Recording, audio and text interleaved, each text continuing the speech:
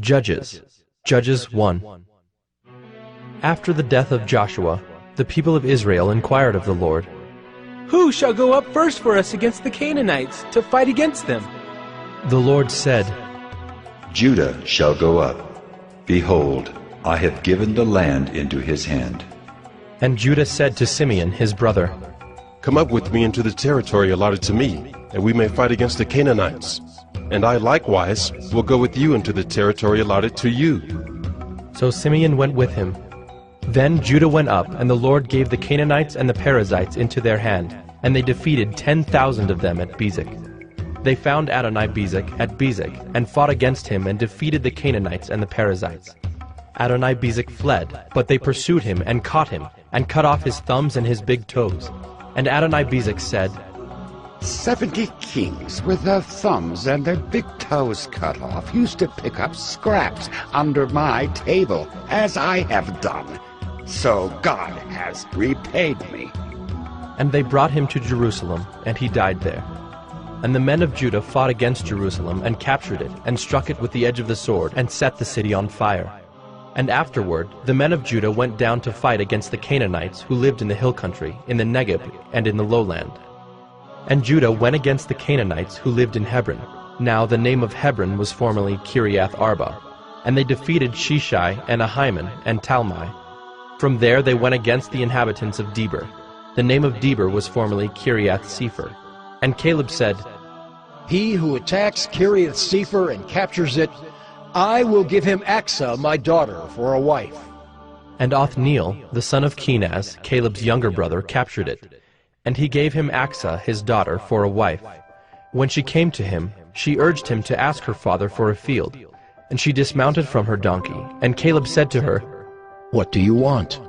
She said to him, Give me a blessing. Since you have set me in the land of the Negeb, give me also springs of water. And Caleb gave her the upper springs and the lower springs. And the descendants of the Kenite, Moses' father-in-law, went up with the people of Judah from the city of palms into the wilderness of Judah, which lies in the Negeb near Arad, and they went and settled with the people. And Judah went with Simeon his brother, and they defeated the Canaanites who inhabited Zephath, and devoted it to destruction. So the name of the city was called Hormah. Judah also captured Gaza with its territory, and Ashkelon with its territory, and Ekron with its territory. And the Lord was with Judah, and he took possession of the hill country, but he could not drive out the inhabitants of the plain, because they had chariots of iron. And Hebron was given to Caleb, as Moses had said, and he drove out from it the 3 sons of Anak. But the people of Benjamin did not drive out the Jebusites who lived in Jerusalem. So the Jebusites have lived with the people of Benjamin in Jerusalem to this day. The house of Joseph also went up against Bethel, and the Lord was with them. And the house of Joseph scouted out Bethel. Now the name of the city was formerly Luz. And the spies saw a man coming out of the city, and they said to him, Please show us the way into the city, and we will deal kindly with you. And he showed them the way into the city. And they struck the city with the edge of the sword, but they let the man and all his family go. And the man went to the land of the Hittites, and built a city, and called its name Luz. That is its name to this day. Manasseh did not drive out the inhabitants of Bethshean and its villages, or Taanach and its villages, or the inhabitants of Dor and its villages, or the inhabitants of Ibleam and its villages, or the inhabitants of Megiddo and its villages, for the Canaanites persisted in dwelling in that land.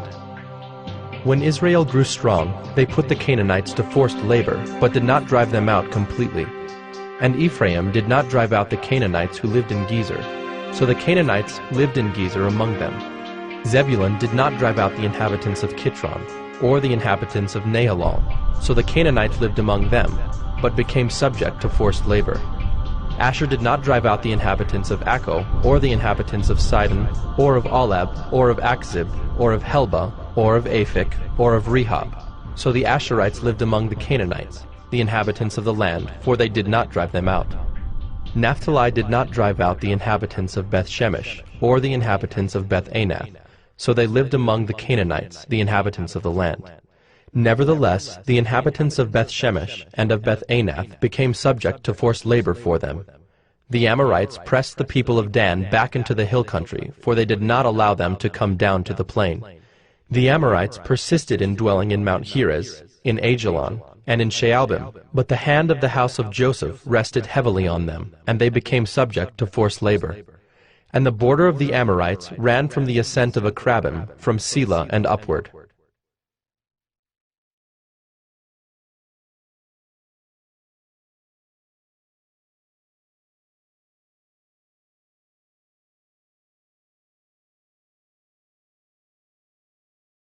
Judges 2.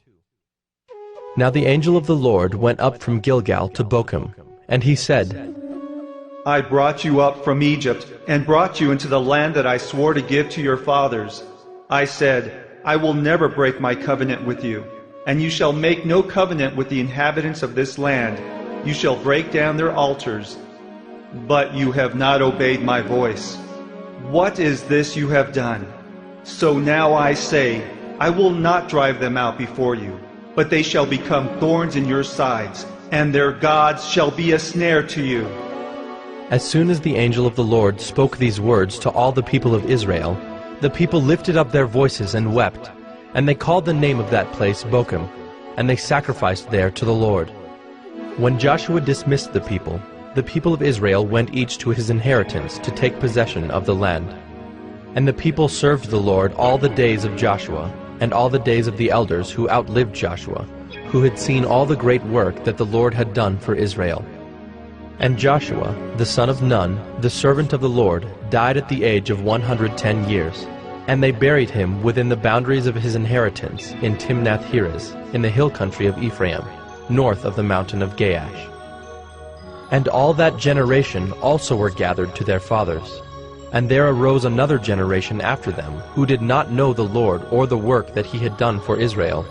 And the people of Israel did what was evil in the sight of the Lord, and served the Baals. And they abandoned the Lord, the God of their fathers, who had brought them out of the land of Egypt. They went after other gods from among the gods of the peoples who were around them, and bowed down to them, and they provoked the Lord to anger. They abandoned the Lord, and served the Baals and the Ashtaroth. So the anger of the Lord was kindled against Israel, and he gave them over to plunderers who plundered them. And he sold them into the hand of their surrounding enemies, so that they could no longer withstand their enemies. Whenever they marched out, the hand of the Lord was against them for harm, as the Lord had warned, and as the Lord had sworn to them. And they were in terrible distress. Then the Lord raised up judges, who saved them out of the hand of those who plundered them. Yet they did not listen to their judges, for they whored after other gods and bowed down to them. They soon turned aside from the way in which their fathers had walked, who had obeyed the commandments of the Lord, and they did not do so. Whenever the Lord raised up judges for them, the Lord was with the judge, and he saved them from the hand of their enemies all the days of the judge. For the Lord was moved to pity by their groaning because of those who afflicted and oppressed them. But whenever the judge died, they turned back and were more corrupt than their fathers, going after other gods, serving them and bowing down to them. They did not drop any of their practices or their stubborn ways. So the anger of the Lord was kindled against Israel.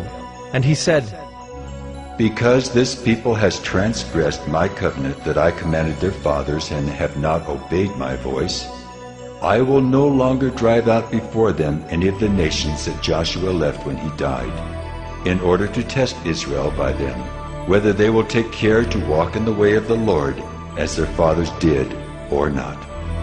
So the Lord left those nations, not driving them out quickly, and he did not give them into the hand of Joshua.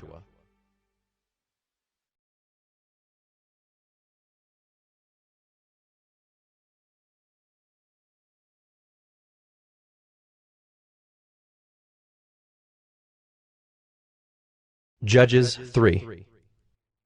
Now these are the nations that the Lord left to test Israel by them, that is, all in Israel who had not experienced all the wars in Canaan. It was only in order that the generations of the people of Israel might know war, to teach war to those who had not known it before. These are the nations: the 5 lords of the Philistines, and all the Canaanites, and the Sidonians and the Hivites who lived on Mount Lebanon, from Mount Baal-Hermon as far as Lebo-Hamath. They were for the testing of Israel, to know whether Israel would obey the commandments of the Lord, which he commanded their fathers by the hand of Moses. So the people of Israel lived among the Canaanites, the Hittites, the Amorites, the Perizzites, the Hivites, and the Jebusites. And their daughters they took to themselves for wives, and their own daughters they gave to their sons, and they served their gods. And the people of Israel did what was evil in the sight of the Lord. They forgot the Lord their God, and served the Baals and the Ashtaroth. Therefore the anger of the Lord was kindled against Israel, and he sold them into the hand of Cushan-Rishathaim, king of Mesopotamia. And the people of Israel served Cushan-Rishathaim 8 years. But when the people of Israel cried out to the Lord raised up a deliverer for the people of Israel, who saved them, Othniel the son of Kenaz, Caleb's younger brother. The Spirit of the Lord was upon him, and he judged Israel. He went out to war, and the Lord gave Cushan-Rishathaim, king of Mesopotamia, into his hand. And his hand prevailed over Cushan-Rishathaim. So the land had rest 40 years. Then Othniel the son of Kenaz died, and the people of Israel again did what was evil in the sight of the Lord. And the Lord strengthened Eglon, the king of Moab, against Israel, because they had done what was evil in the sight of the Lord. He gathered to himself the Ammonites and the Amalekites, and went and defeated Israel, and they took possession of the city of palms. And the people of Israel served Eglon the king of Moab 18 years. Then the people of Israel cried out to the Lord, and the Lord raised up for them a deliverer, Ehud the son of Gera, the Benjaminite, a left-handed man. The people of Israel sent tribute by him to Eglon the king of Moab. And Ehud made for himself a sword with 2 edges, a cubit in length, and he bound it on his right thigh under his clothes. And he presented the tribute to Eglon king of Moab. Now Eglon was a very fat man, and when Ehud had finished presenting the tribute, he sent away the people who carried the tribute. But he himself turned back at the idols near Gilgal and said, I have a secret message for you, O king. And he commanded, Silence! And all his attendants went out from his presence. And Ehud came to him as he was sitting alone in his cool roof chamber. And Ehud said, I have a message from God for you. And he arose from his seat. And Ehud reached with his left hand, took the sword from his right thigh, and thrust it into his belly. And the hilt also went in after the blade, and the fat closed over the blade, for he did not pull the sword out of his belly. And the dung came out. Then Ehud went out into the porch, and closed the doors of the roof chamber behind him, and locked them. When he had gone, the servants came, and when they saw that the doors of the roof chamber were locked, they thought, Surely he is relieving himself in the closet of the cool chamber. And they waited till they were embarrassed. But when he still did not open the doors of the roof chamber, they took the key and opened them, and there lay their lord dead on the floor. Ehud escaped while they delayed, and he passed beyond the idols and escaped to Seirah. When he arrived, he sounded the trumpet in the hill country of Ephraim. Then the people of Israel went down with him from the hill country, and he was their leader. And he said to them, Follow after me, for the Lord has given your enemies, the Moabites, into your hand. So they went down after him, and seized the fords of the Jordan against the Moabites, and did not allow anyone to pass over. And they killed at that time about 10,000 of the Moabites, all strong, able-bodied men. Not a man escaped. So Moab was subdued that day under the hand of Israel, and the land had rest for 80 years. After him was Shamgar the son of Anath, who killed 600 of the Philistines with an ox goad, and he also saved Israel.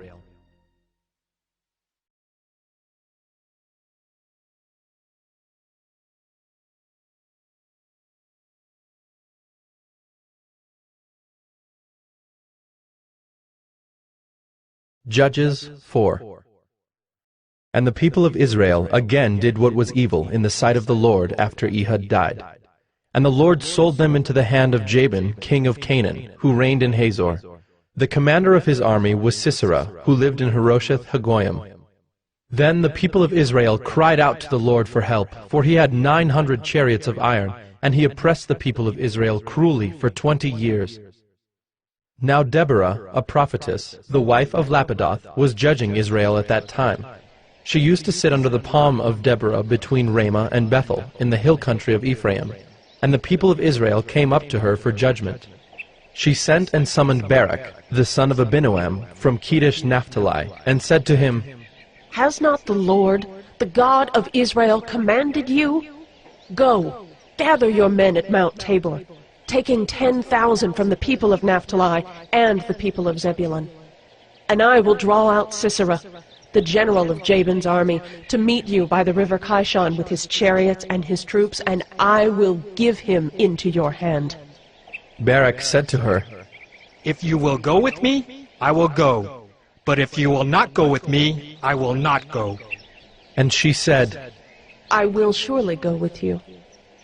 Nevertheless, the road on which you are going will not lead to your glory, for the Lord will sell Sisera into the hand of a woman."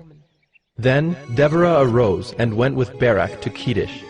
And Barak called out Zebulun and Naphtali to Kedesh. And 10,000 men went up at his heels, and Deborah went up with him. Now Heber the Kenite had separated from the Kenites, the descendants of Hobab, the father-in-law of Moses, and had pitched his tent as far away as the oak in Zaanannim, which is near Kedesh.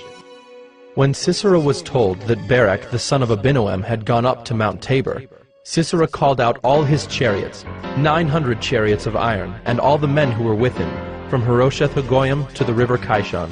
And Deborah said to Barak, "Up, for this is the day in which the Lord has given Sisera into your hand. Does not the Lord go out before you?" So Barak went down from Mount Tabor with 10,000 men following him. And the Lord routed Sisera and all his chariots and all his army before Barak by the edge of the sword. And Sisera got down from his chariot and fled away on foot. And Barak pursued the chariots and the army to Harosheth-Hagoyim, and all the army of Sisera fell by the edge of the sword. Not a man was left. But Sisera fled away on foot to the tent of Jael, the wife of Heber the Kenite, for there was peace between Jabin, the king of Hazor, and the house of Heber the Kenite. And Jael came out to meet Sisera, and said to him, "Turn aside, my lord. Turn aside to me. Do not be afraid." So he turned aside to her into the tent, and she covered him with a rug. And he said to her, "Please, give me a little water to drink, for I am thirsty." So she opened a skin of milk, and gave him a drink, and covered him. And he said to her, "Stand at the opening of the tent, and if any man comes and asks you, 'Is anyone here?' say, 'No.'" But Jael, the wife of Heber, took a tent peg, and took a hammer in her hand.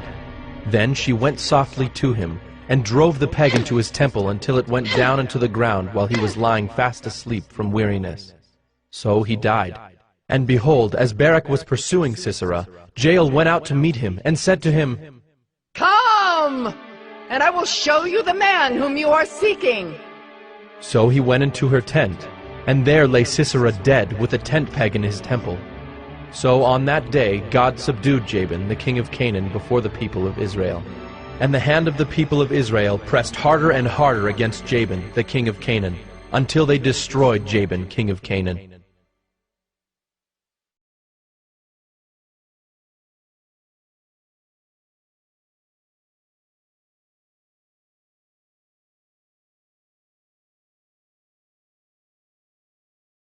Judges 5. Then sang Deborah and Barak, the son of Abinoam, on that day, that the leaders took the lead in Israel, that the people offered themselves willingly. Bless the Lord. Hear, O kings, give ear, O princes. To the Lord I will sing. I will make melody to the Lord, the God of Israel. Lord, when you went out from Seir, when you marched from the region of Edom, the earth trembled and the heavens dropped. Yes, the clouds dropped water. The mountains quaked before the Lord, even Sinai before the Lord, the God of Israel. In the days of Shamgar, son of Anath, in the days of Jael, the highways were abandoned and travelers kept to the byways. The villagers ceased in Israel. They ceased to be until I arose. I, Deborah, arose as a mother in Israel. When new gods were chosen, then war was in the gates. Was shield or spear to be seen among 40,000 in Israel? My heart goes out to the commanders of Israel, who offered themselves willingly among the people. Bless the Lord. Tell of it, you who ride on white donkeys, you who sit on rich carpets, and you who walk by the way. to the sound of musicians at the watering places. There they repeat the righteous triumphs of the Lord, the righteous triumphs of his villagers in Israel. Then down to the gates march the people of the Lord. Awake, awake, Deborah! Awake, awake, break out in a song. Arise, Barak, lead away your captives, O son of Abinoam. Then down marched the remnant of the noble. The people of the Lord marched down for me against the mighty. From Ephraim, their root, they marched down into the valley following you. Benjamin with your kinsmen. From Machir marched down the commanders. And from Zebulun those who bear the lieutenant's staff. The princes of Issachar came with Deborah, and Issachar faithful to Barak. Into the valley they rushed at his heels. Among the clans of Reuben there were great searchings of heart. Why did you sit still among the sheepfolds? To hear the whistling for the flocks? Among the clans of Reuben there were great searchings of heart. Gilead stayed beyond the Jordan. And Dan, why did he stay with the ships? Asher sat still at the coast of the sea, staying by his landings. Zebulun is a people who risked their lives to the death. Naphtali, too, on the heights of the field. The kings came, they fought. Then fought the kings of Canaan at Taanach by the waters of Megiddo. They got no spoils of silver. From heaven the stars fought. From their courses they fought against Sisera. The torrent Kishon swept them away, the ancient torrent, the torrent Kishon. March on, my soul, with might. Then loud beat the horse's hoofs with the galloping of his steeds. Curse Meroz, says the angel of the Lord. Curse its inhabitants thoroughly, because they did not come to the help of the Lord, against the mighty. Most blessed of women be Jael, the wife of Heber the Kenite. Of tent-dwelling women most blessed. He asked water, and she gave him milk. She brought him curds in a noble's bowl. She sent her hand to the tent peg, and her right hand to the workman's mallet. She struck Sisera. She crushed his head. She shattered and pierced his temple. Between her feet he sank. He fell. He lay still. Between her feet he sank. He fell.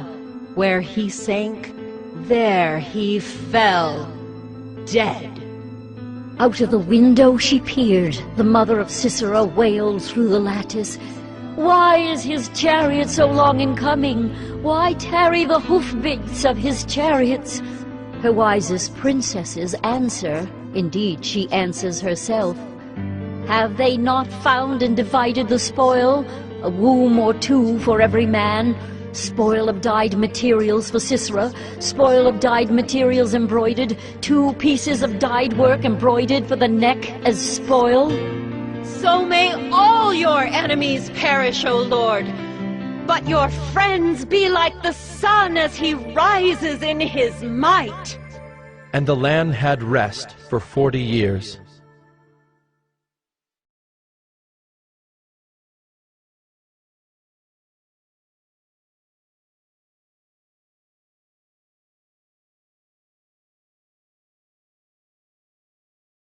Judges 6. The people of Israel did what was evil in the sight of the Lord, and the Lord gave them into the hand of Midian 7 years. And the hand of Midian overpowered Israel. And because of Midian, the people of Israel made for themselves the dens that are in the mountains, and the caves, and the strongholds. For whenever the Israelites planted crops, the Midianites and the Amalekites and the people of the east would come up against them. They would encamp against them and devour the produce of the land as far as Gaza, and leave no sustenance in Israel, and no sheep or ox or donkey. For they would come up with their livestock and their tents. They would come like locusts in number. Both they and their camels could not be counted, so that they laid waste the land as they came in.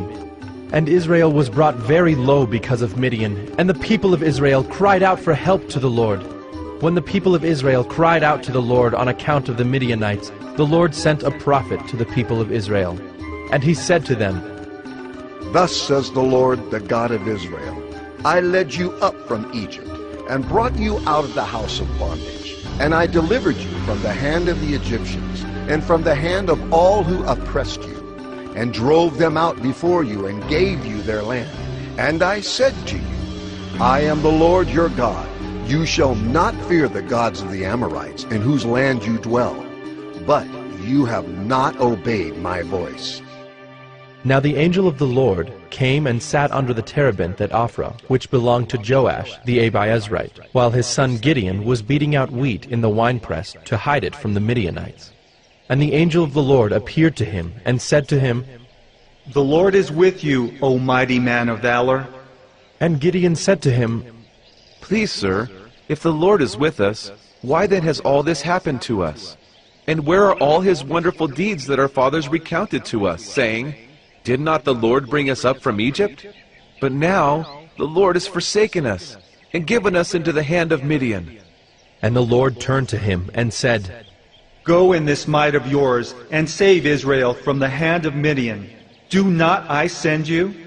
And he said to him, Please, Lord, how can I save Israel?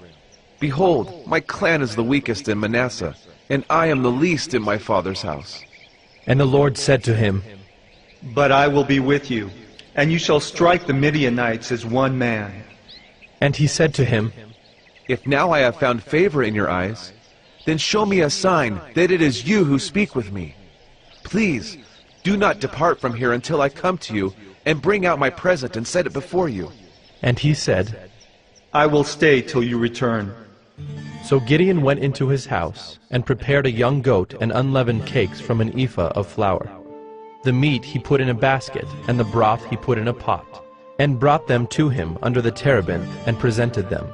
And the angel of God said to him, Take the meat and the unleavened cakes, and put them on this rock, and pour the broth over them. And he did so. Then the angel of the Lord reached out the tip of the staff that was in his hand, and touched the meat and the unleavened cakes. And fire sprang up from the rock, and consumed the meat and the unleavened cakes. And the angel of the Lord vanished from his sight. Then Gideon perceived that he was the angel of the Lord. And Gideon said, Alas, O Lord God, for now I have seen the angel of the Lord face to face. But the Lord said to him, Peace be to you. Do not fear, you shall not die. Then Gideon built an altar there to the Lord, and called it, The Lord is Peace. To this day it still stands at Ophrah, which belongs to the Abiezrites. That night the Lord said to him, Take your father's bull, and the second bull 7 years old, and pull down the altar of Baal that your father has, and cut down the Asherah that is beside it, and build an altar to the Lord your God on the top of the stronghold here, with stones laid in due order. Then take the second bull and offer it as a burnt offering with the wood of the Asherah that you shall cut down. So Gideon took 10 men of his servants, and did as the Lord had told him. But because he was too afraid of his family and the men of the town to do it by day, he did it by night. When the men of the town rose early in the morning, behold, the altar of Baal was broken down, and the Asherah beside it was cut down, and the second bull was offered on the altar that had been built. And they said to one another, Who has done this thing? And after they had searched and inquired, they said, Gideon, the son of Joash, has done this thing. Then the men of the town said to Joash, Bring out your son, that he may die, for he has broken down the altar of Baal and cut down the Asherah beside it. But Joash said to all who stood against him, Will you contend for Baal? Or will you save him? Whoever contends for him shall be put to death by morning. If he is a god, let him contend for himself, because his altar has been broken down. Therefore, on that day, Gideon was called Jerubbaal, that is to say, Let Baal contend against him, because he broke down his altar. Now all the Midianites and the Amalekites and the people of the east came together, and they crossed the Jordan and encamped in the valley of Jezreel. But the Spirit of the Lord clothed Gideon, and he sounded the trumpet, and the Abiezrites were called out to follow him. And he sent messengers throughout all Manasseh, and they too were called out to follow him. And he sent messengers to Asher, Zebulun, and Naphtali, and they went up to meet them. Then Gideon said to God, "If you will save Israel by my hand, as you have said, behold, I am laying a fleece of wool on the threshing floor. If there is dew on the fleece alone, and it is dry on all the ground, then I shall know that you will save Israel by my hand, as you have said." And it was so. When he rose early next morning and squeezed the fleece, he wrung enough dew from the fleece to fill a bowl with water. Then Gideon said to God, "Let not your anger burn against me. Let me speak just once more. Please, let me test just once more with the fleece. Please, let it be dry on the fleece only, and on all the ground let there be dew." And God did so that night, and it was dry on the fleece only, and on all the ground there was dew.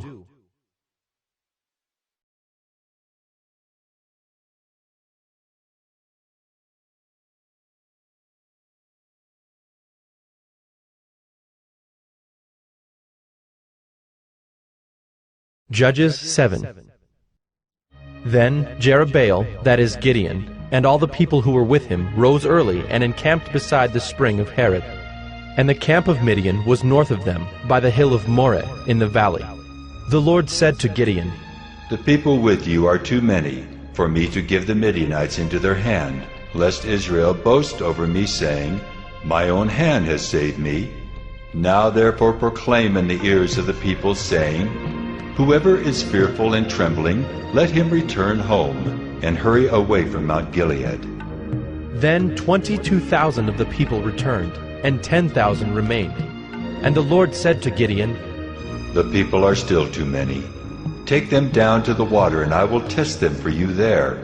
And any one of whom I say to you, 'This one shall go with you,' shall go with you. And any one of whom I say to you, 'This one shall not go with you,' shall not go." So he brought the people down to the water. And the Lord said to Gideon, "Every one who laps the water with his tongue as a dog laps, you shall set by himself. Likewise, every one who kneels down to drink." And the number of those who lapped, putting their hands to their mouths, was 300 men. But all the rest of the people knelt down to drink water.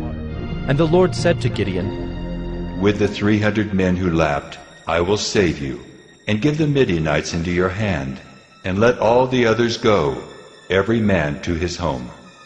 So the people took provisions in their hands and their trumpets. And he sent all the rest of Israel, every man to his tent, but retained the 300 men. And the camp of Midian was below him in the valley. That same night the Lord said to him, "Arise, go down against the camp, for I have given it into your hand. But if you are afraid to go down to the camp with Purah your servant, and you shall hear what they say, and afterward your hands shall be strengthened to go down against the camp." Then he went down with Purah his servant to the outposts of the armed men who were in the camp.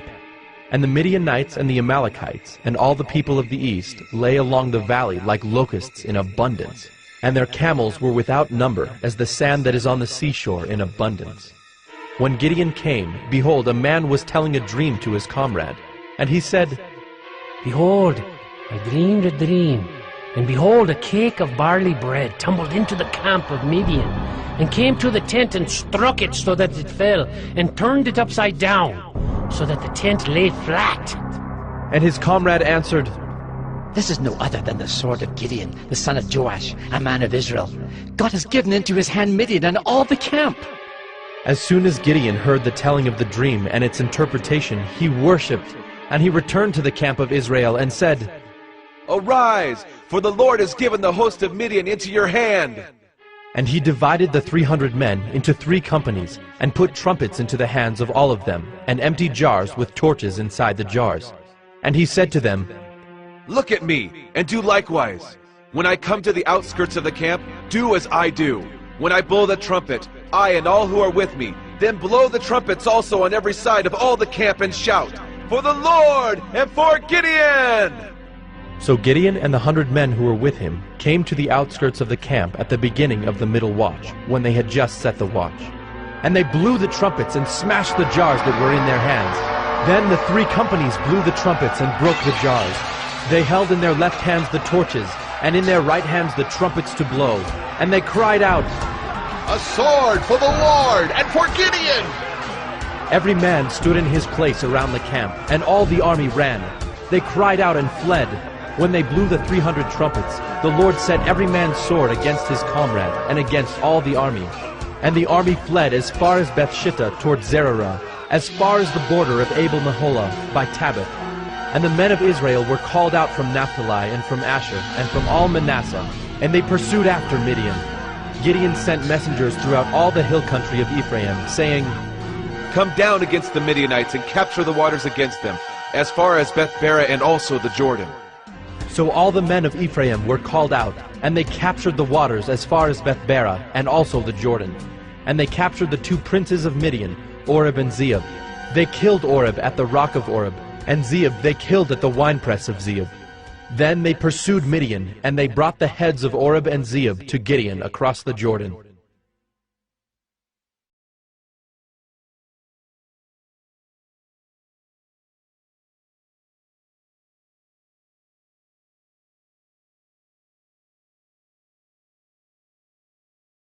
Judges 8. Then the men of Ephraim said to him, "What is this that you have done to us, not to call us when you went to fight against Midian?" And they accused him fiercely. And he said to them, "What have I done now in comparison with you? Is not the gleaning of the grapes of Ephraim better than the grape harvest of Abiezer? God has given into your hands the princes of Midian, Oreb and Zeeb. What have I been able to do in comparison with you?" Then their anger against him subsided when he said this. And Gideon came to the Jordan and crossed over, he and the 300 men who were with him, exhausted yet pursuing. So he said to the men of Succoth, "Please give loaves of bread to the people who follow me, for they are exhausted, and I am pursuing after Zebah and Zalmunna, the kings of Midian." And the officials of Succoth said, "Are the hands of Zebah and Zalmunna already in your hand, that we should give bread to your army?"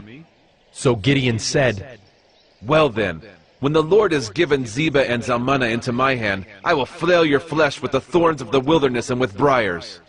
And from there he went up to Penuel, and spoke to them in the same way, and the men of Penuel answered him as the men of Succoth had answered. And he said to the men of Penuel, "When I come again in peace, I will break down this tower." Now Zebah and Zalmunna were in Karkor with their army, about 15,000 men, all who were left of all the army of the people of the east, for there had fallen 120,000 men who drew the sword. And Gideon went up by the way of the tent dwellers, east of Nobah and Jogbehah, and attacked the army, for the army felt secure. And Zebah and Zalmunna fled, and he pursued them and captured the 2 kings of Midian, Zebah and Zalmunna. And he threw all the army into a panic. Then Gideon the son of Joash returned from the battle by the ascent of Heres, and he captured a young man of Succoth and questioned him. And he wrote down for him the officials and elders of Succoth, 77 men. And he came to the men of Succoth and said, "Behold, Zebah and Zalmunna, about whom you taunted me, saying, 'Are the hands of Zebah and Zalmunna already in your hand, that we should give bread to your men who are exhausted?' And he took the elders of the city, and he took thorns of the wilderness and briars, and with them taught the men of Succoth a lesson. And he broke down the tower of Penuel and killed the men of the city. Then he said to Zebah and Zalmunna, 'Where are the men whom you killed at Tabor?' They answered, "As you are, so were they. Every one of them resembled the son of a king."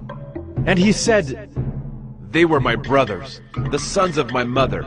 As the Lord lives, if you had saved them alive, I would not kill you." So he said to Jether his firstborn, "Rise and kill them!" But the young man did not draw his sword, for he was afraid because he was still a young man. Then Zebah and Zalmunna said, "Rise yourself and fall upon us, for as the man is, so is his strength." And Gideon arose and killed Zebah and Zalmunna, and he took the crescent ornaments that were on the necks of their camels. Then the men of Israel said to Gideon, "Rule over us, you and your son and your grandson also, for you have saved us from the hand of Midian." Gideon said to them, "I will not rule over you, and my son will not rule over you. The Lord will rule over you." And Gideon said to them, "Let me make a request of you. every one of you give me the earrings from his spoil. For they had golden earrings, because they were Ishmaelites. And they answered, We will willingly give them. And they spread a cloak, and every man threw in it the earrings of his spoil. And the weight of the golden earrings that he requested was 1,700 shekels of gold, besides the crescent ornaments, and the pendants, and the purple garments worn by the kings of Midian, and besides the collars that were around the necks of their camels. And Gideon made an ephod of it, and put it in his city, in Ophrah. And all Israel whored after it there, and it became a snare to Gideon and to his family. So Midian was subdued before the people of Israel, and they raised their heads no more. And the land had rest 40 years in the days of Gideon. Jerubbaal, the son of Joash, went and lived in his own house. Now Gideon had 70 sons, his own offspring, for he had many wives. And his concubine, who was in Shechem, also bore him a son, and he called his name Abimelech. And Gideon, the son of Joash, died in a good old age, and was buried in the tomb of Joash his father, at Ophrah of the Abiezrites. As soon as Gideon died, the people of Israel turned again, and whored after the Baals, and made Baal Berith their god. And the people of Israel did not remember the Lord their God, who had delivered them from the hand of all their enemies on every side, and they did not show steadfast love to the family of Jerubbaal, that is Gideon, in return for all the good that he had done to Israel.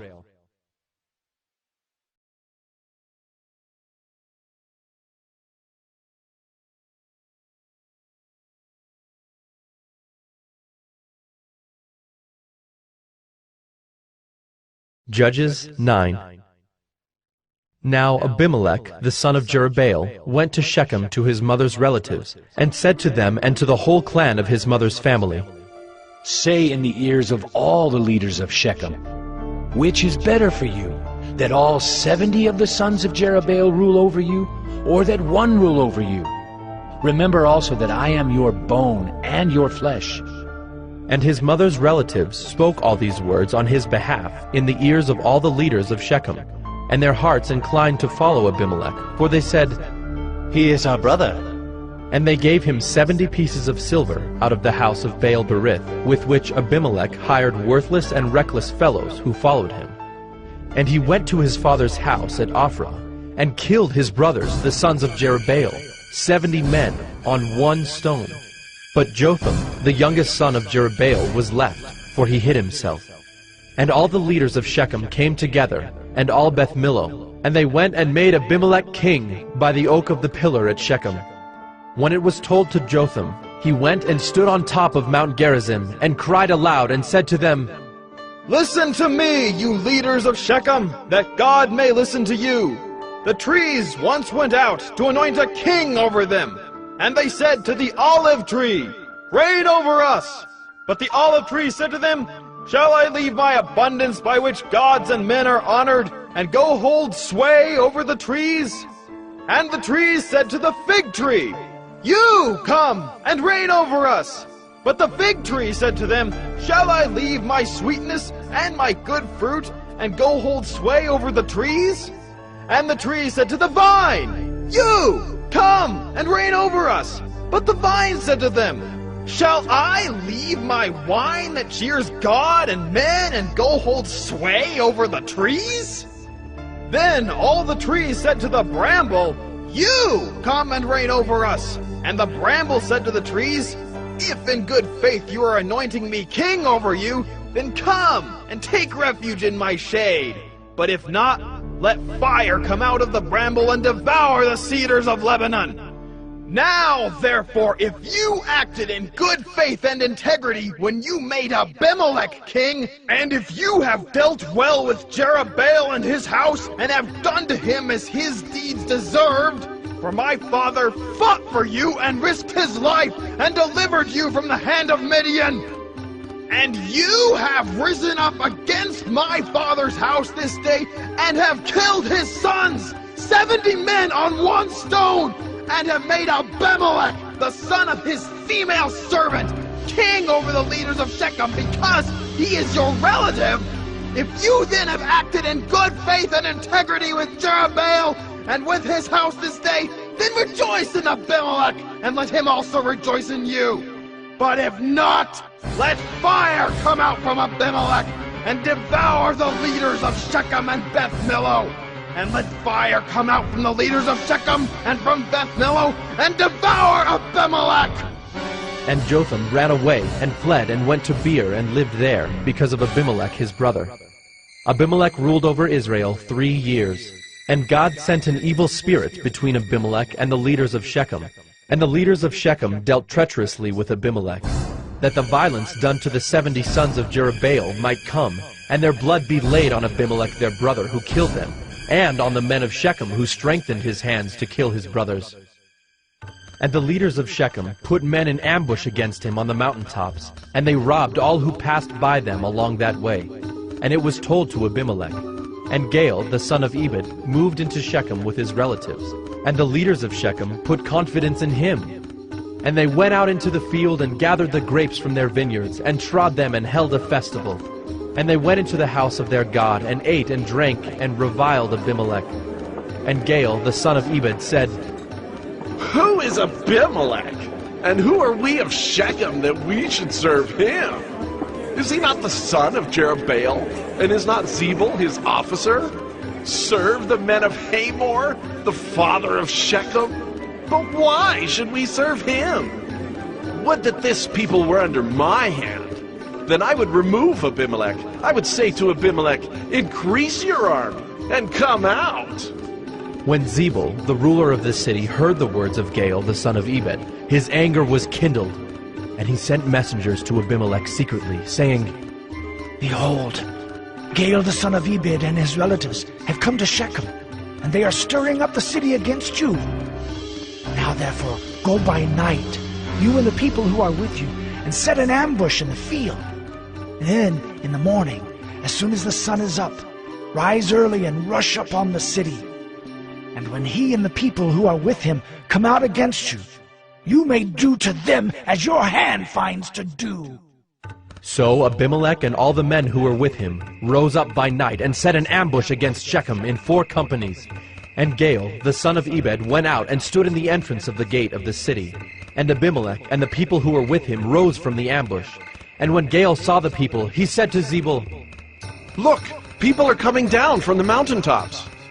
And Zebul said to him, You mistake the shadow of the mountains for men. Gaal spoke again and said, Look, people are coming down from the center of the land, and one company is coming from the direction of the diviner's oak. Then Zebul said to him, Where is your mouth now? You who said, Who is Abimelech that we should serve him? Are not these the people whom you despise? Go out now and fight with them. And Gaal went out at the head of the leaders of Shechem and fought with Abimelech. And Abimelech chased him, and he fled before him. And many fell wounded up to the entrance of the gate. And Abimelech lived at Arumah. And Zebul drove out Gaal and his relatives so that they could not dwell at Shechem. On the following day, the people went out into the field, and Abimelech was told. He took his people and divided them into 3 companies and set an ambush in the fields. And he looked and saw the people coming out of the city. So he rose against them and killed them. Abimelech and the company that was with him rushed forward and stood at the entrance of the gate of the city, while the 2 companies rushed upon all who were in the field and killed them. And Abimelech fought against the city all that day. He captured the city and killed the people who were in it, and he razed the city and sowed it with salt. When all the leaders of the tower of Shechem heard of it, they entered the stronghold of the house of El-Berith. Abimelech was told that all the leaders of the tower of Shechem were gathered together. And Abimelech went up to Mount Zalmon, he and all the people who were with him. And Abimelech took an axe in his hand, and cut down a bundle of brushwood, and took it up and laid it on his shoulder. And he said to the men who were with him, What you have seen me do, hurry and do as I have done. So every one of the people cut down his bundle, and following Abimelech put it against the stronghold. And they set the stronghold on fire over them, so that all the people of the tower of Shechem also died, about 1,000 men and women. Then Abimelech went to Thebez and encamped against Thebez and captured it. But there was a strong tower within the city, and all the men and women and all the leaders of the city fled to it and shut themselves in, and they went up to the roof of the tower. And Abimelech came to the tower and fought against it, and drew near to the door of the tower to burn it with fire. And a certain woman threw an upper millstone on Abimelech's head and crushed his skull. Then he called quickly to the young man, his armor-bearer, and said to him, "Draw your sword and kill me, lest they say of me, a woman killed him." And his young man thrust him through, and he died. And when the men of Israel saw that Abimelech was dead, everyone departed to his home. Thus God returned the evil of Abimelech, which he committed against his father in killing his 70 brothers. And God also made all the evil of the men of Shechem return on their heads, and upon them came the curse of Jotham, the son of Jerubbaal.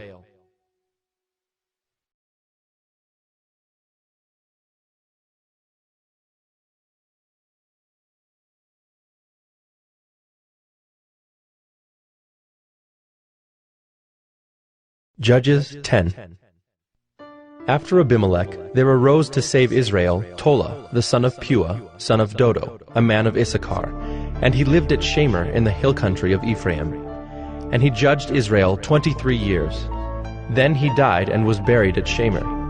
After him arose Jair the Gileadite, who judged Israel 22 years. And he had 30 sons who rode on 30 donkeys, and they had 30 cities called Havoth Jair to this day, which are in the land of Gilead. And Jair died and was buried in Canaan. The people of Israel again did what was evil in the sight of the Lord, and served the Baals and the Ashtaroth, the gods of Syria, the gods of Sidon, the gods of Moab, the gods of the Ammonites, and the gods of the Philistines. And they forsook the Lord and did not serve him. So the anger of the Lord was kindled against Israel, and he sold them into the hand of the Philistines and into the hand of the Ammonites. And they crushed and oppressed the people of Israel that year. For 18 years they oppressed all the people of Israel who were beyond the Jordan in the land of the Amorites, which is in Gilead. And the Ammonites crossed the Jordan to fight also against Judah and against Benjamin and against the house of Ephraim, so that Israel was severely distressed. And the people of Israel cried out to the Lord, saying, "We have sinned against you, because we have forsaken our God and have served the Baals." And the Lord said to the people of Israel, Did I not save you from the Egyptians and from the Amorites, from the Ammonites and from the Philistines, the Sidonians also, and the Amalekites? And the Maonites oppressed you, and you cried out to me, and I saved you out of their hand. Yet you have forsaken me and served other gods. Therefore I will save you no more. Go and cry out to the gods whom you have chosen. Let them save you in the time of your distress. And the people of Israel said to the Lord, We have sinned. Do to us whatever seems good to you. Only please deliver us this day. So they put away the foreign gods from among them and served the Lord, and he became impatient over the misery of Israel. Then the Ammonites were called to arms, and they encamped in Gilead.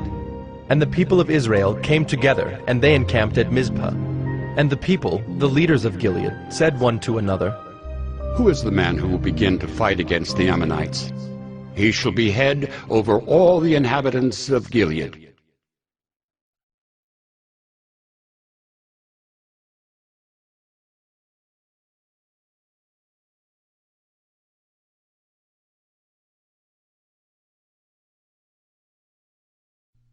Judges 11. Now Jephthah the Gileadite was a mighty warrior, but he was the son of a prostitute. Gilead was the father of Jephthah, and Gilead's wife also bore him sons. And when his wife's sons grew up, they drove Jephthah out and said to him, You shall not have an inheritance in our father's house, for you are the son of another woman. Then Jephthah fled from his brothers and lived in the land of Tob. And worthless fellows collected around Jephthah and went out with him. After a time the Ammonites made war against Israel. And when the Ammonites made war against Israel, the elders of Gilead went to bring Jephthah from the land of Tob. And they said to Jephthah, Come and be our leader, that we may fight against the Ammonites. But Jephthah said to the elders of Gilead, Did you not hate me and drive me out of my father's house? Why have you come to me now when you are in distress? And the elders of Gilead said to Jephthah, That is why we have turned to you now, that you may go with us and fight against the Ammonites. and be our head over all the inhabitants of Gilead. Jephthah said to the elders of Gilead, If you bring me home again to fight against the Ammonites, and the Lord gives them over to me, I will be your head. And the elders of Gilead said to Jephthah, The Lord will be witness between us if we do not do as you say. So Jephthah went with the elders of Gilead, and the people made him head and leader over them. And Jephthah spoke all his words before the Lord at Mizpah. Then Jephthah sent messengers to the king of the Ammonites, and said, What do you have against me, that you have come to me to fight against my land? And the king of the Ammonites answered the messengers of Jephthah, Because Israel, on coming up from Egypt, took away my land, from the Arnon to the Jabbok and to the Jordan. Now therefore, restore it peaceably. Jephthah again sent messengers to the king of the Ammonites, and said to him, Thus says Jephthah, Israel did not take away the land of Moab or the land of the Ammonites. But when they came up from Egypt, Israel went through the wilderness to the Red Sea and came to Kadesh. Israel then sent messengers to the king of Edom, saying, Please, let us pass through your land. But the king of Edom would not listen. And they sent also to the king of Moab, but he would not consent. So Israel remained at Kadesh. Then they journeyed through the wilderness, and went around the land of Edom and the land of Moab, and arrived on the east side of the land of Moab, and camped on the other side of the Arnon. But they did not enter the territory of Moab, for the Arnon was the boundary of Moab. Israel then sent messengers to Sihon, king of the Amorites, king of Heshbon, and Israel said to him, Please, let us pass through your land to our country.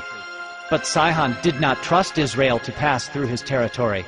So Sihon gathered all his people together and encamped at Jahaz, and fought with Israel. And the Lord, the God of Israel, gave Sihon and all his people into the hand of Israel, and they defeated them. So Israel took possession of all the land of the Amorites, who inhabited that country. And they took possession of all the territory of the Amorites, from the Arnon to the Jabbok, and from the wilderness to the Jordan. So then the Lord, the God of Israel, dispossessed the Amorites from before his people Israel. And are you to take possession of them? Will you not possess what Chemosh your God gives you to possess? And all that the Lord our God has dispossessed before us, we will possess. Now, are you any better than Balak the son of Zippor, king of Moab? Did he ever contend against Israel, or did he ever go to war with them? While Israel lived in Heshbon and its villages, and in Aroer and its villages, and in all the cities that are on the banks of the Arnon, 300 years, why did you not deliver them within that time? I therefore have not sinned against you, and you do me wrong by making war on me. The Lord, the judge, decide this day between the people of Israel and the people of Ammon. But the king of the Ammonites did not listen to the words of Jephthah that he sent to him. Then the Spirit of the Lord was upon Jephthah, and he passed through Gilead and Manasseh, and passed on to Mizpah of Gilead. And from Mizpah of Gilead he passed on to the Ammonites.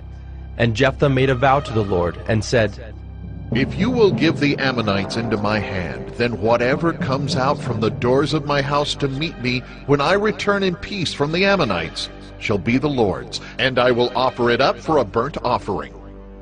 So Jephthah crossed over to the Ammonites to fight against them, and the Lord gave them into his hand.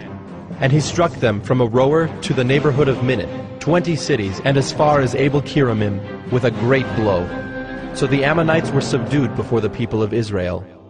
Then Jephthah came to his home at Mizpah. And behold, his daughter came out to meet him with tambourines and with dances. She was his only child. Besides her he had neither son nor daughter. And as soon as he saw her, he tore his clothes and said, Alas, my daughter, you have brought me very low, and you have become the cause of great trouble to me. For I have opened my mouth to the Lord, and I cannot take back my vow. And she said to him, My father, you have opened your mouth to the Lord. Do to me according to what has gone out of your mouth, now that the Lord has avenged you on your enemies, on the Ammonites. So she said to her father, Let this thing be done for me, Leave me alone 2 months, that I may go up and down on the mountains and weep for my virginity, I and my companions. So he said, Go. Then he sent her away for 2 months, and she departed, she and her companions, and wept for her virginity on the mountains. And at the end of 2 months she returned to her father, who did with her according to his vow that he had made. She had never known a man, and it became a custom in Israel that the daughters of Israel went year by year to lament the daughter of Jephthah the Gileadite 4 days in the year.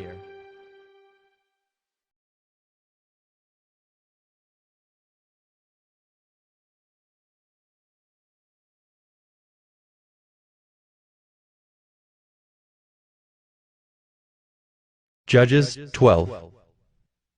The men of Ephraim were called to arms, and they crossed to Zaphon and said to Jephthah, Why did you cross over to fight against the Ammonites and did not call us to go with you?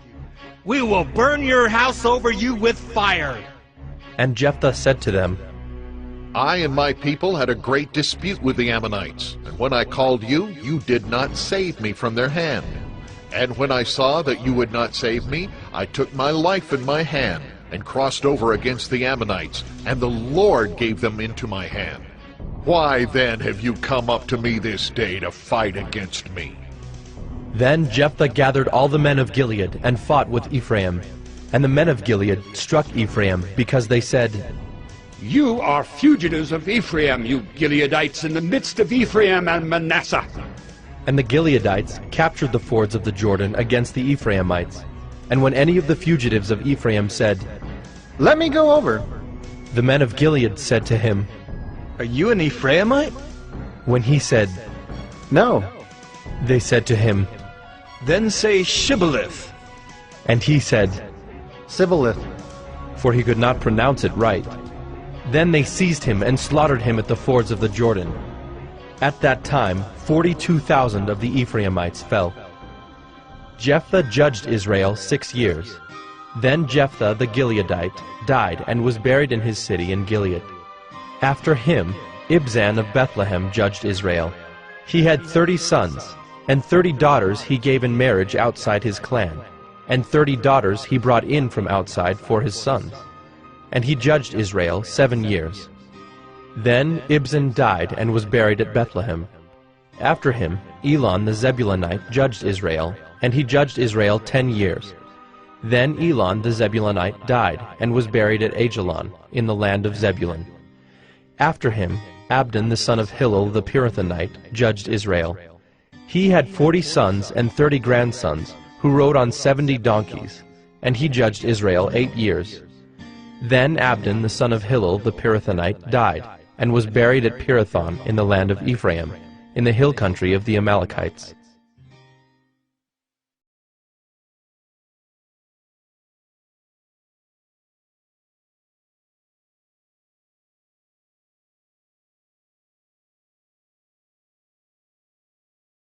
Judges 13.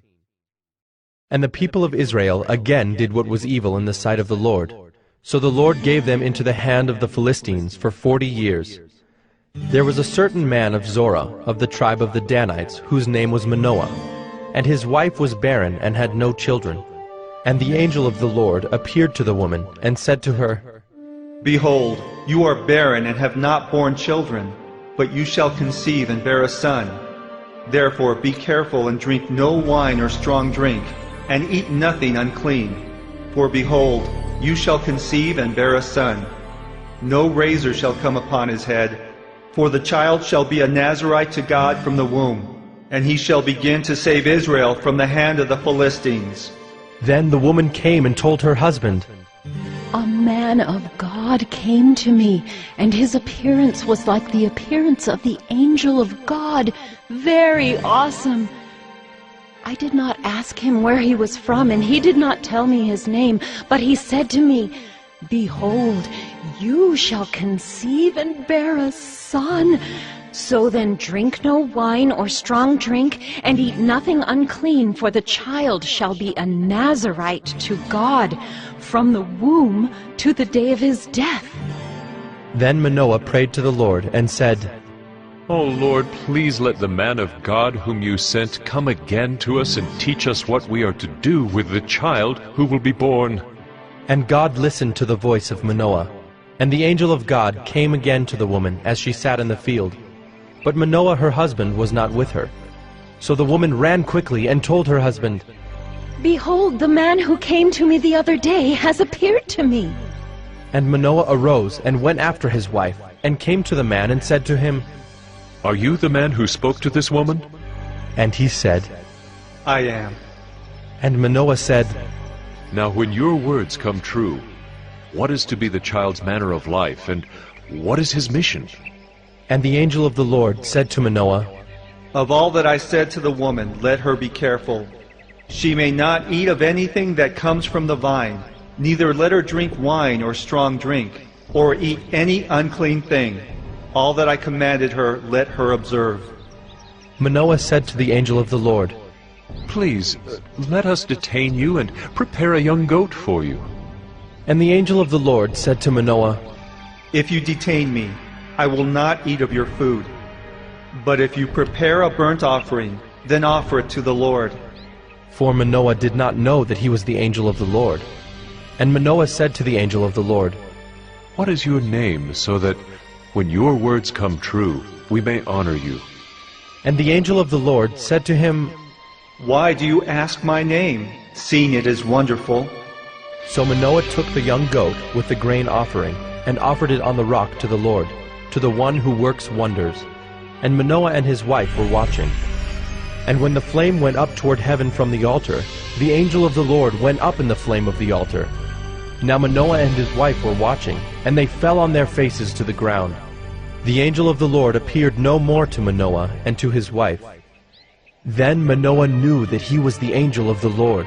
And Manoah said to his wife, We shall surely die, for we have seen God. But his wife said to him, If the Lord had meant to kill us, he would not have accepted a burnt offering and a grain offering at our hands, or shown us all these things, or now announced to us such things as these. And the woman bore a son, and called his name Samson. And the young man grew, and the Lord blessed him. And the Spirit of the Lord began to stir him in Mahaneh-dan, between Zorah and Eshtaol.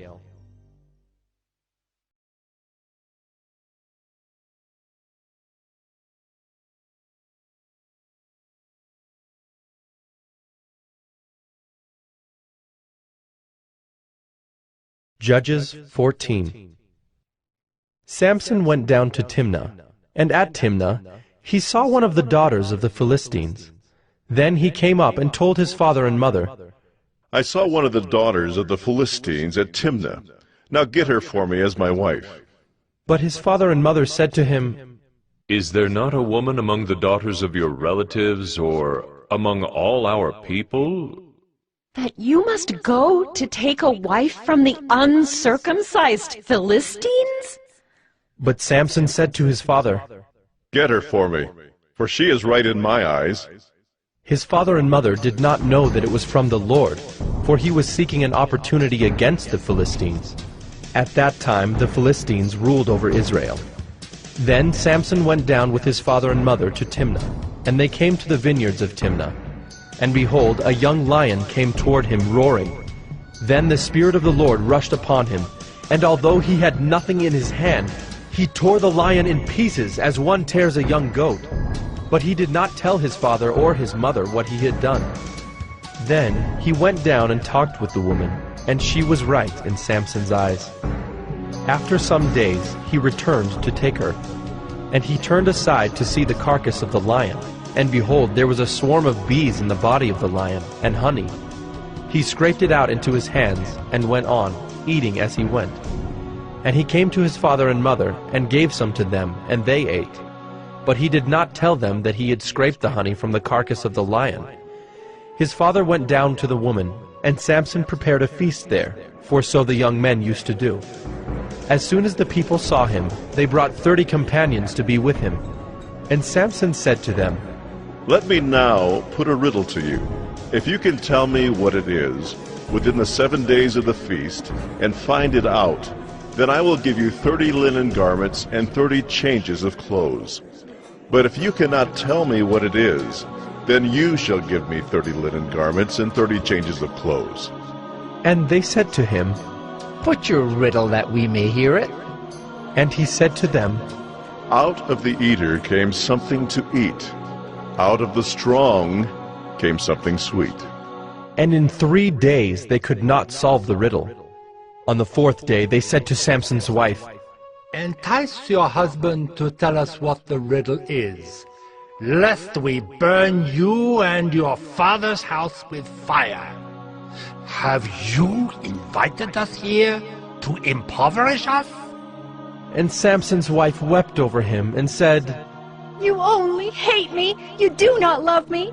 You've put a riddle to my people, and you have not told me what it is.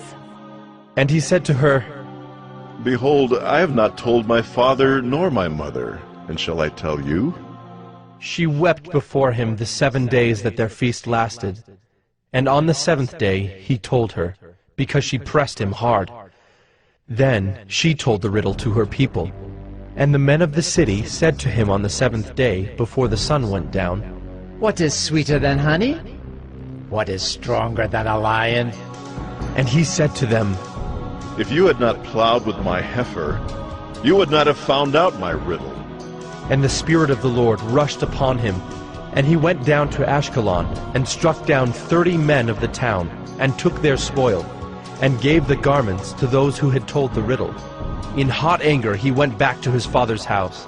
And Samson's wife was given to his companion, who had been his best man.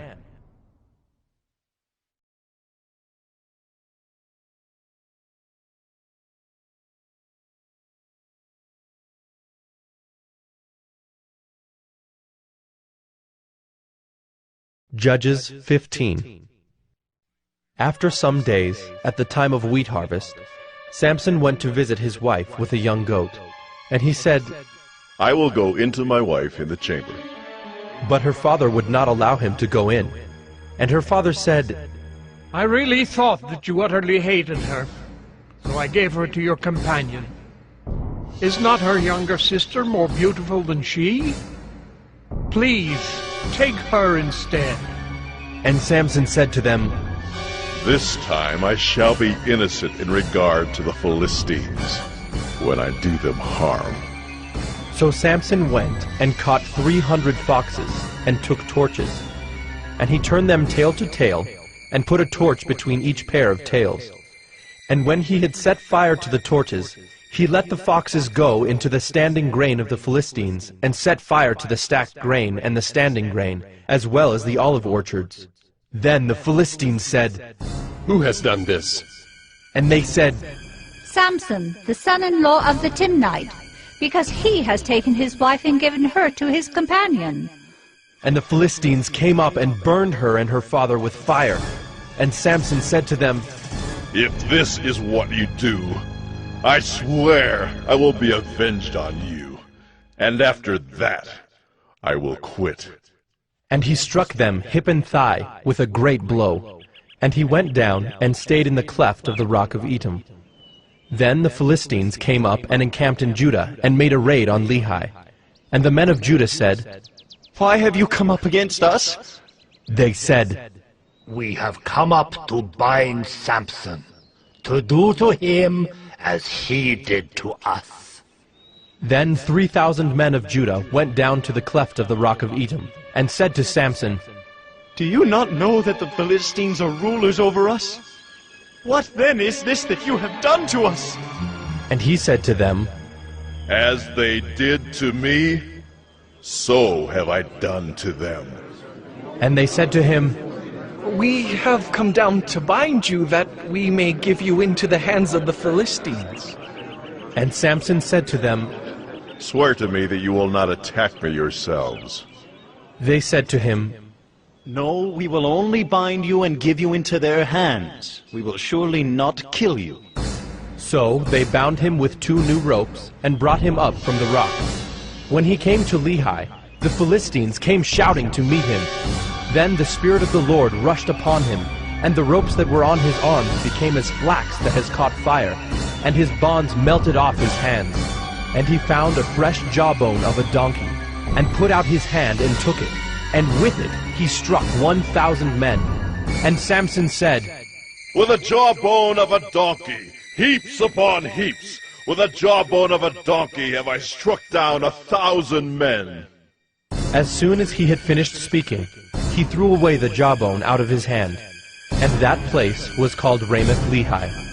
And he was very thirsty, and he called upon the Lord and said, You have granted this great salvation by the hand of your servant.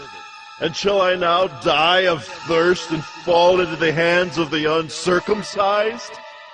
And God split open the hollow place that is at Lehi, and water came out from it. And when he drank, his spirit returned, and he revived. Therefore the name of it was called En-Hakkore. It is at Lehi to this day. And he judged Israel in the days of the Philistines 20 years.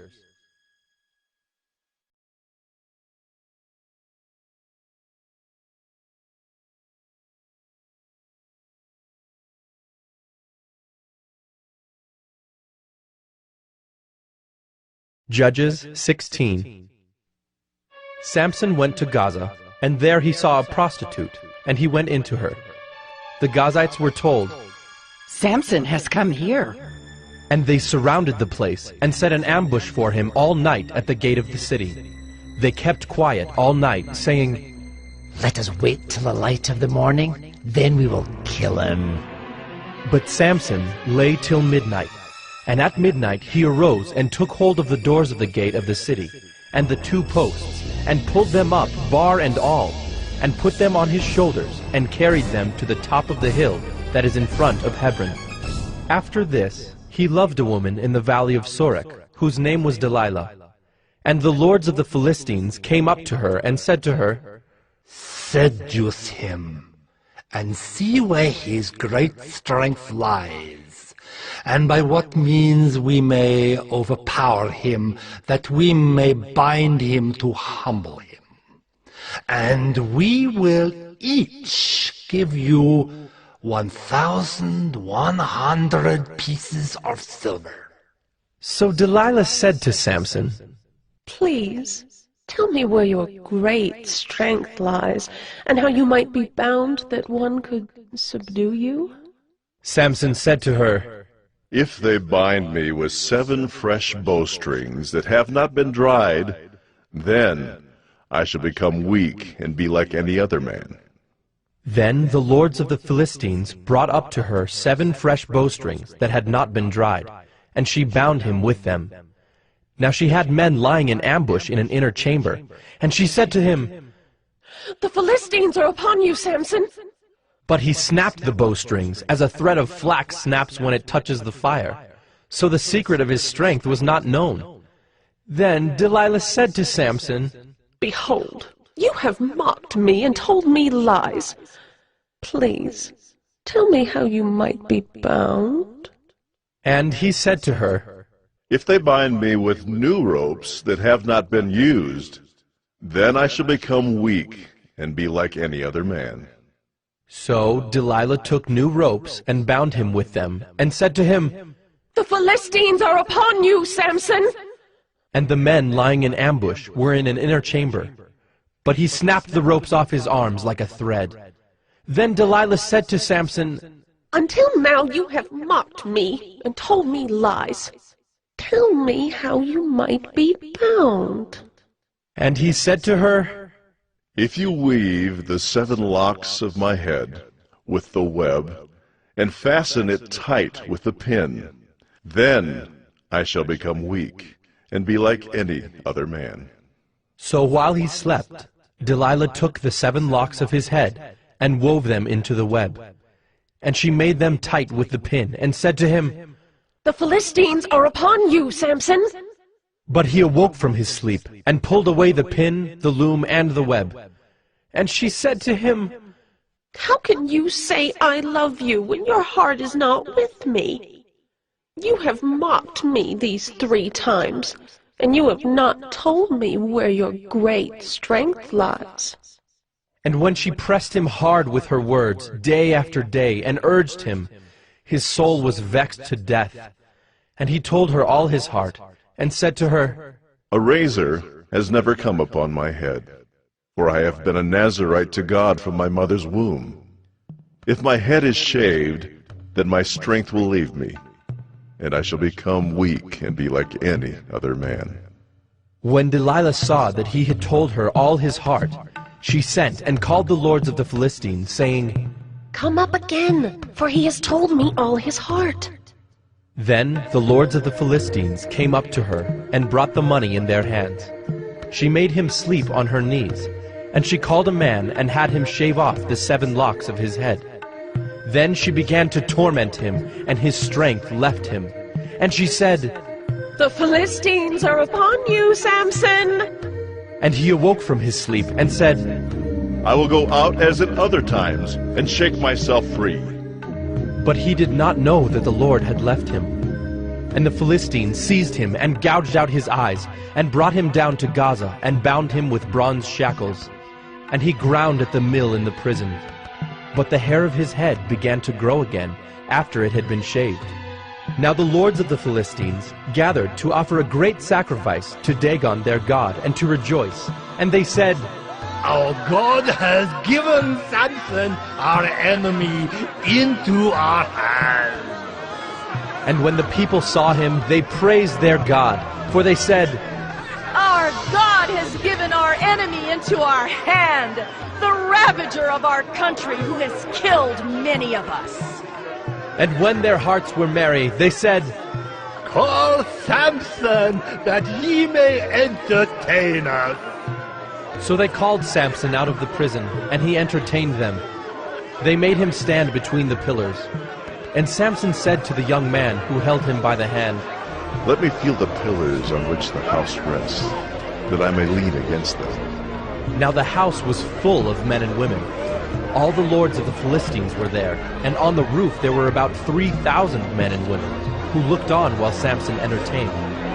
Then Samson called to the Lord and said, O Lord God, please remember me, and please strengthen me only this once. O God, that I may be avenged on the Philistines for my 2 eyes. And Samson grasped the 2 middle pillars on which the house rested, and he leaned his weight against them, his right hand on the one and his left hand on the other. And Samson said, Let me die with the Philistines.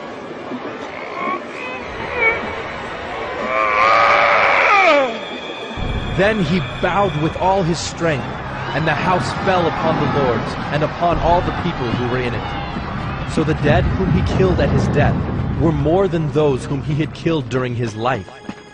Then his brothers and all his family came down and took him and brought him up and buried him between Zorah and Eshtaol in the tomb of Manoah his father. He had judged Israel 20 years.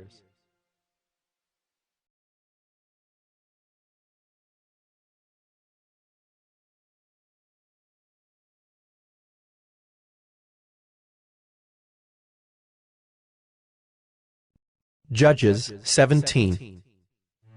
There was a man of the hill country of Ephraim, whose name was Micah. And he said to his mother, The 1,100 pieces of silver that were taken from you, about which you uttered a curse, and also spoke it in my ears, behold, the silver is with me. I took it. And his mother said, Blessed be my son by the Lord. And he restored the 1,100 pieces of silver to his mother. And his mother said, I dedicate the silver to the Lord from my hand for my son, to make a carved image and a metal image. Now therefore I will restore it to you. So when he restored the money to his mother took 200 pieces of silver, and gave it to the silversmith, who made it into a carved image and a metal image. And it was in the house of Micah. And the man Micah had a shrine, and he made an ephod and household gods, and ordained one of his sons, who became his priest. In those days there was no king in Israel. Everyone did what was right in his own eyes. Now there was a young man of Bethlehem in Judah, of the family of Judah, who was a Levite, and he sojourned there. And the man departed from the town of Bethlehem in Judah to sojourn where he could find a place. And as he journeyed, he came to the hill country of Ephraim, to the house of Micah. And Micah said to him, Where do you come from? And he said to him, I am a Levite of Bethlehem in Judah, and I'm going to sojourn where I may find a place.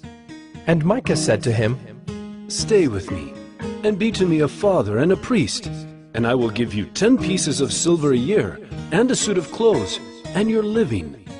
And the Levite went in, and the Levite was content to dwell with the man, and the young man became to him like one of his sons. And Micah ordained the Levite, and the young man became his priest, and was in the house of Micah. Then Micah said, Now I know that the Lord will prosper me, because I have a Levite as priest.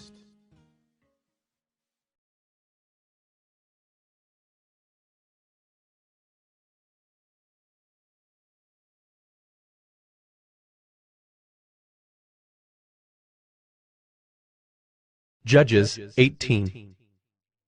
In those days there was no king in Israel, and in those days the tribe of the people of Dan was seeking for itself an inheritance to dwell in, for until then no inheritance among the tribes of Israel had fallen to them. So the people of Dan sent 5 able men from the whole number of their tribe, from Zorah and from Eshtaol, to spy out the land and to explore it. And they said to them, Go and explore the land. And they came to the hill country of Ephraim, to the house of Micah, and lodged there. When they were by the house of Micah, they recognized the voice of the young Levite. And they turned aside and said to him, Who brought you here? What are you doing in this place? What is your business here? And he said to them, This is how Micah dealt with me. He has hired me, and I have become his priest. And they said to him, Inquire of God, please, that we may know whether the journey on which we are setting out will succeed. And the priest said to them, Go in peace. The journey on which you go is under the eye of the Lord. Then the 5 men departed and came to Laish, and saw the people who were there, how they lived in security, after the manner of the Sidonians, quiet and unsuspecting, lacking nothing that is in the earth, and possessing wealth, and how they were far from the Sidonians, and had no dealings with anyone. And when they came to their brothers at Zorah and Eshtaol, their brothers said to them, What do you report? They said, Arise, and let us go up against them, for we have seen the land, and behold, it is very good. And will you do nothing? Do not be slow to go to enter in and possess the land. As soon as you go, you will come to an unsuspecting people. The land is spacious, for God has given it into your hands, a place where there is no lack of anything that is in the earth. So 600 men of the tribe of Dan, armed with weapons of war, set out from Zorah and Eshtaol, and went up and encamped at Kiriath-Jearim in Judah. On this account that place is called Mahaneh-dan to this day. Behold, it is west of Kiriath-Jearim. And they passed on from there to the hill country of Ephraim, and came to the house of Micah. Then the 5 men who had gone to scout out the country of Laish said to their brothers, Do you know that in these houses there are an ephod, household gods, a carved image, and a metal image? Now therefore consider what you will do. And they turned aside there, and came to the house of the young Levite at the home of Micah, and asked him about his welfare. Now the 600 men of the Danites, armed with their weapons of war, stood by the entrance of the gate. And the 5 men who had gone to scout out the land went up and entered and took the carved image, the ephod, the household gods, and the metal image, while the priests stood by the entrance of the gate with the 600 men armed with weapons of war. And when these went into Micah's house and took the carved image, the ephod, the household gods, and the metal image, the priest said to them, What are you doing? And they said to him, Keep quiet. Put your hand on your mouth and come with us, and be to us a father and a priest. Is it better for you to be priest to the house of one man, or to be priest to a tribe and clan in Israel? And the priest's heart was glad.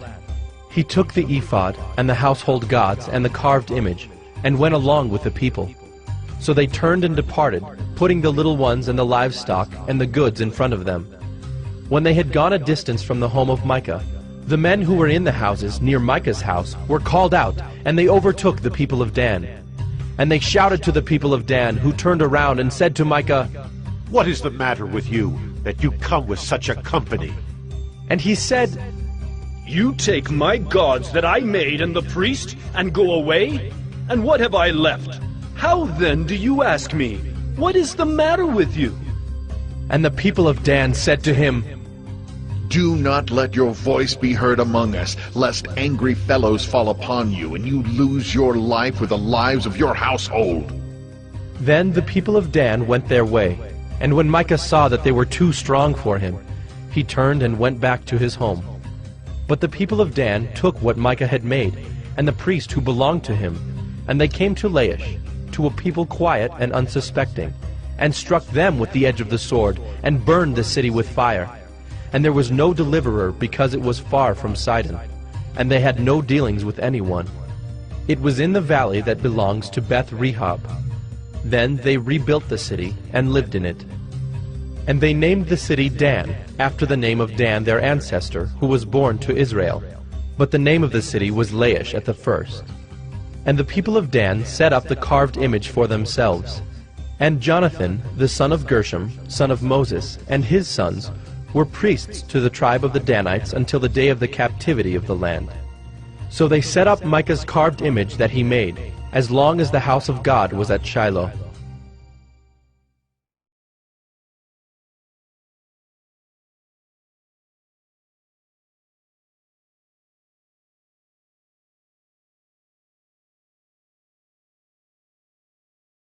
Judges 19. In those days, when there was no king in Israel, a certain Levite was sojourning in the remote parts of the hill country of Ephraim, who took to himself a concubine from Bethlehem in Judah. And his concubine was unfaithful to him, and she went away from him to her father's house at Bethlehem in Judah, and was there some 4 months.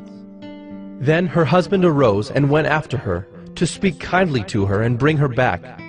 He had with him his servant and a couple of donkeys, and she brought him into her father's house. And when the girl's father saw him, he came with joy to meet him. And his father-in-law, the girl's father, made him stay, and he remained with him 3 days. So they ate and drank and spent the night there. And on the 4th day they arose early in the morning, and he prepared to go. But the girl's father said to his son-in-law, Strengthen your heart with a morsel of bread, and after that you may go. So the two of them sat and ate and drank together. And the girl's father said to the man, Be pleased to spend the night, and let your heart be merry.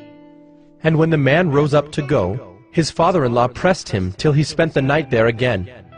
And on the 5th day he arose early in the morning to depart.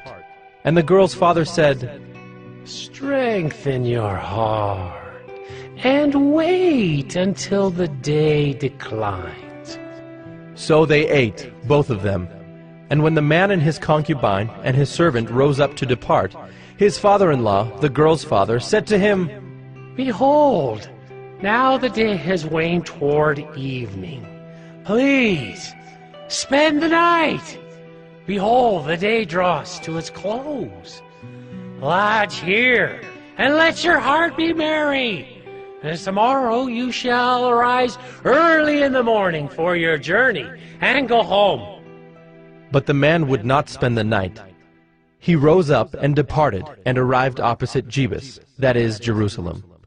He had with him a couple of saddled donkeys, and his concubine was with him. When they were near Jebus, the day was nearly over, and the servant said to his master, Come now, let us turn aside to this city of the Jebusites, and spend the night in it. And his master said to him, We will not turn aside into the city of foreigners who do not belong to the people of Israel, but we will pass on to Gibeah. And he said to his young man, Come, and let us draw near to one of these places, and spend the night at Gibeah, or at Ramah. So they passed on, and went their way. And the sun went down on them near Gibeah, which belongs to Benjamin. And they turned aside there to go in, and spend the night at Gibeah.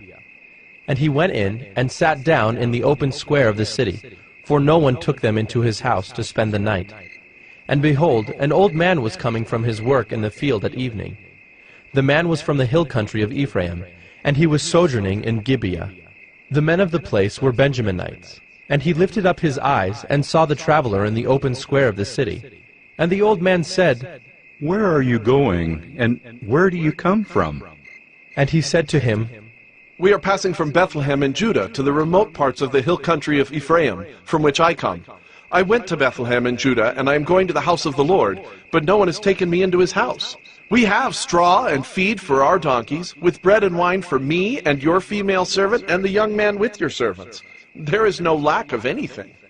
And the old man said, Peace be to you. I will care for all your wants, only do not spend the night in the square.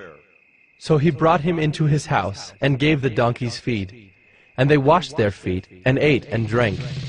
As they were making their hearts merry, behold, the men of the city, worthless fellows, surrounded the house, beating on the door.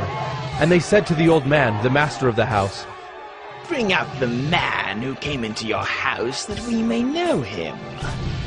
And the man, the master of the house, went out to them, and said to them, No, my brothers, do not act so wickedly.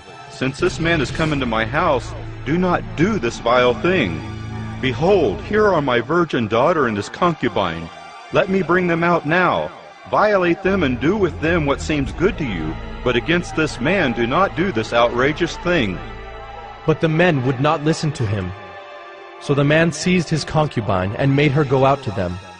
And they knew her, and abused her all night until the morning. And as the dawn began to break, they let her go. And as morning appeared, the woman came and fell down at the door of the man's house where her master was, until it was light. And her master rose up in the morning, and when he opened the doors of the house, and went out to go on his way, behold, there was his concubine lying at the door of the house, with her hands on the threshold. He said to her, Get up, let us be going. But there was no answer. Then he put her on the donkey, and the man rose up and went away to his home.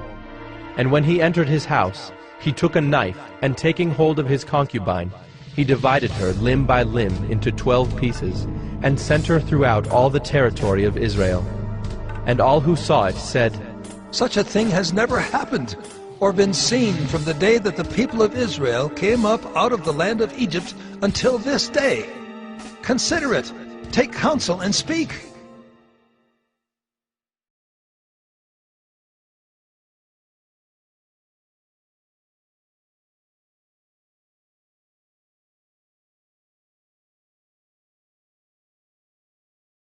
Judges 20.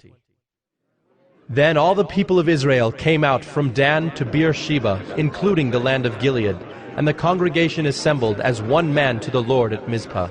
And the chiefs of all the people, of all the tribes of Israel, presented themselves in the assembly of the people of God, 400,000 men on foot that drew the sword. Now the people of Benjamin heard that the people of Israel had gone up to Mizpah. And the people of Israel said, Tell us, how did this evil happen? And the Levite, the husband of the woman who was murdered, answered and said, I came to Gibeah that belongs to Benjamin, I and my concubine to spend the night. And the leaders of Gibeah rose against me, and surrounded the house against me by night. They meant to kill me, and they violated my concubine, and she is dead. So I took hold of my concubine and cut her in pieces, and sent her throughout all the country of the inheritance of Israel, for they have committed abomination and outrage in Israel. Behold, you people of Israel, all of you, give your advice and counsel here. And all the people arose as one man, saying, None of us will go to his tent, and none of us will return to his house. But now, this is what we will do to Gibeah. We will go up against it by lot, and we will take 10 men of 100 throughout all the tribes of Israel, and 100 of 1,000, and 1,000 of 10,000, to bring provisions for the people, that when they come, they may repay Gibeah of Benjamin for all the outrage that they have committed in Israel. So all the men of Israel gathered against the city, united as one man. And the tribes of Israel sent men through all the tribe of Benjamin, saying, What evil is this that has taken place among you? Now therefore give up the men, the worthless fellows in Gibeah, that we may put them to death and purge evil from Israel. But the Benjaminites would not listen to the voice of their brothers, the people of Israel. Then the people of Benjamin came together out of the cities to Gibeah to go out to battle against the people of Israel. And the people of Benjamin mustered out of their cities on that day 26,000 men who drew the sword, besides the inhabitants of Gibeah, who mustered 700 chosen men. Among all these were 700 chosen men who were left-handed. Every one could sling a stone at a hair and not miss. And the men of Israel, apart from Benjamin, mustered 400,000 men who drew the sword. All these were men of war. The people of Israel arose and went up to Bethel and inquired of God, "Who shall go up first for us to fight against the people of Benjamin?" And the Lord said, "Judah shall go up first." Then the people of Israel rose in the morning and encamped against Gibeah. And the men of Israel went out to fight against Benjamin, and the men of Israel drew up the battle line against them at Gibeah. The people of Benjamin came out of Gibeah and destroyed on that day 22,000 men of the Israelites. But the people, the men of Israel, took courage, and again formed the battle line in the same place where they had formed it on the first day. And the people of Israel went up and wept before the Lord until the evening. And they inquired of the Lord, "Shall we again draw near to fight against our brothers, the people of Benjamin?" And the Lord said, "Go up against them." So the people of Israel came near against the people of Benjamin the second day. And Benjamin went against them out of Gibeah the second day, and destroyed 18,000 men of the people of Israel. All these were men who drew the sword. Then all the people of Israel, the whole army, went up and came to Bethel and wept. They sat there before the Lord and fasted that day until evening, and offered burnt offerings and peace offerings before the Lord. And the people of Israel inquired of the Lord, for the ark of the covenant of God was there in those days. And Phinehas, the son of Eleazar, son of Aaron, ministered before it in those days, saying, "Shall we go out once more to battle against our brothers, the people of Benjamin, or shall we cease?" And the Lord said, "Go up, for tomorrow I will give them into your hand." So Israel sent men in ambush around Gibeah. And the people of Israel went up against the people of Benjamin on the third day, and set themselves in array against Gibeah, as at other times. And the people of Benjamin went out against the people, and were drawn away from the city. And as at other times, they began to strike and kill some of the people in the highways, one of which goes up to Bethel, and the other to Gibeah. And in the open country, about 30 men of Israel. And the people of Benjamin said, "They are routed before us, as at the first." But the people of Israel said, "Let us flee and draw them away from the city to the highways." And all the men of Israel rose up out of their place and set themselves in array at Baal Tamar. And the men of Israel who were in ambush rushed out of their place from Mearagibah. And there came against Gibeah 10,000 chosen men out of all Israel. And the battle was hard, but the Benjaminites did not know that disaster was close upon them. And the Lord defeated Benjamin before Israel. And the people of Israel destroyed 25,100 men of Benjamin that day. All these were men who drew the sword. So the people of Benjamin saw that they were defeated. The men of Israel gave ground to Benjamin, because they trusted the men in ambush whom they had set against Gibeah. Then the men in ambush hurried and rushed against Gibeah. The men in ambush moved out and struck all the city with the edge of the sword. Now the appointed signal between the men of Israel and the men in the main ambush was that when they made a great cloud of smoke rise up out of the city, the men of Israel should turn in battle. Now Benjamin had begun to strike and kill about 30 men of Israel.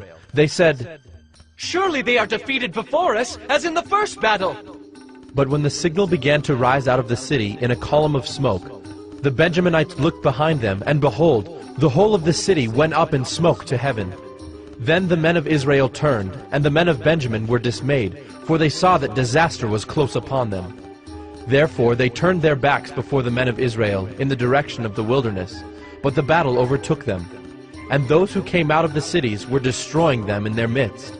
Surrounding the Benjaminites, they pursued them, and trod them down from Noah as far as opposite Gibeah on the east. 18,000 men of Benjamin fell, all of them men of valor. And they turned and fled toward the wilderness, to the rock of Rimmon. 5,000 men of them were cut down in the highways. And they were pursued hard to guide them, and 2,000 men of them were struck down. So all who fell that day of Benjamin were 25,000 men who drew the sword, all of them men of valor. But 600 men turned and fled toward the wilderness to the rock of Rimmon, and remained at the rock of Rimmon 4 months. And the men of Israel turned back against the people of Benjamin, and struck them with the edge of the sword, the city, men and beasts, and all that they found. And all the towns that they found they set on fire.